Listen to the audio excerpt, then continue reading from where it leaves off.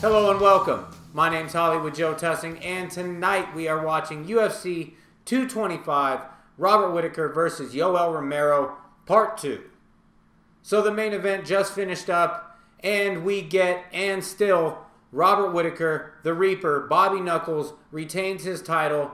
He defeats Yoel Romero by decision for the second time, this time in an even closer fight than their first. In the first round, Yoel Romero employed a very different tactic than he did in the first fight. He basically stood in the center of the octagon and didn't do anything. Didn't throw any punches. Well, I think he threw 2 punches in the entire first round. But pretty much just stood with his guard up in the center of the octagon. Robert Whittaker tried to get a little get back from their last fight when he blew out his knee at the beginning of the first round and decided to stomp Yoel Romero's knee for the entire first round. Threw a few punches, but most of the attacks were Robert Whittaker stomping on Yoel Romero's leg. Second round, we got more of the same with a little bit more action from Bobby Knuckles.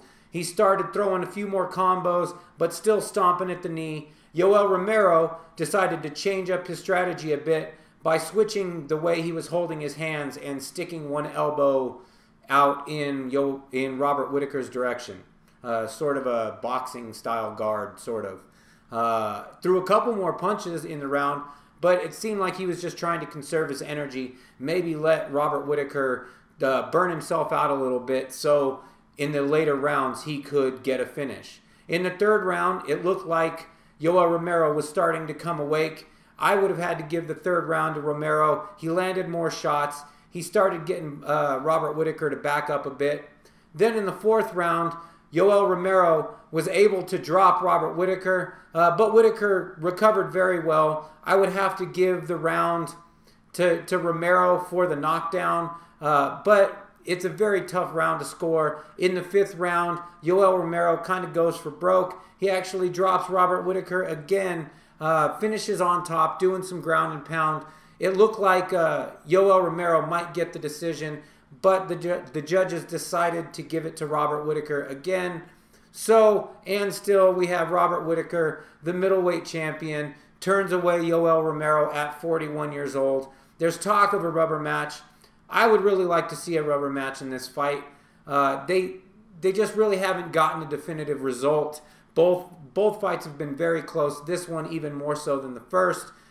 I actually think that Yoel Romero did enough. He did more damage. He landed the more effective strikes when he did decide to throw. And so I would have had to have given the fight, the first 2 to Robert Whittaker, and then the last 3 rounds to Yoel Romero.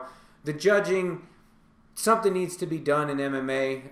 It's not precise at all. It's basically just throwing spaghetti at the wall and hoping it sticks at this point. They're just... Yeah, I really don't understand the criteria they're using. If they're using the new system or the old system, I would have had to have given Yoel Romero probably a 10-8 round in that 5th round, which would have gotten us a draw. So I hope we get a rubber match in this fight. The other fights on 225 were great. My favorite fight of the night, Holly Holm, just complete domination of the far bigger fighter in Nosferatu, Megan Anderson. She looks so crazy in her black fight kit with that stone gray skin.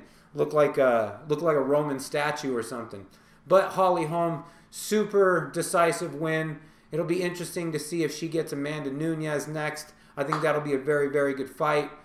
Great fight between RDA and Colby Covington. Really was hoping that RDA would have gotten more started in the 4th and 5th round, but Colby Covington just turned it on in that 5th round and smothered any chance of RDA getting the 2 division titles. Great night of fights. Hopefully we get another great card at UFC 226. I'll see you guys next time. Talk to you soon.